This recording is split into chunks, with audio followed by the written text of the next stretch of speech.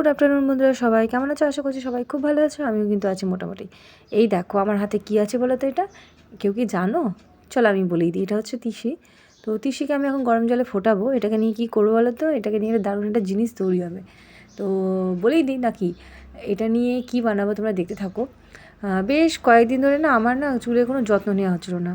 তো আমি না আমার স্কিনের থেকে বেশি চুলটা বেশি ভালোবাসি, এটা সত্যি কথা।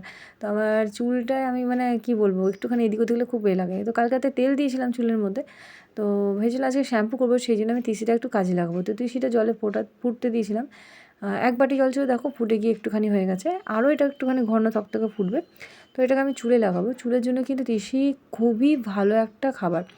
মানে যাদের চুল উঠছে প্রচুর পরিমাণে, চুল তাড়াতাড়ি লম্বা হচ্ছে না, চুলের গোছ হচ্ছে না, তো তারা এটা ব্যবহার করতে পারো। আর এই দিকটা অন্ধকার, দেখো আমি একটু আলোতে যাই, দাঁড়াও তারপর তোমাদেরকে দেখাচ্ছি। তো এই যে আমি একটু আলোতে চলে এসেছি, আর এই যে তিসিটা এখন গোটা মাথাতে আমি মেখে নেবো। এটা একটা জেলির মতো, জানো তো। তোমাদেরকে দেখাই, দাঁড়াও।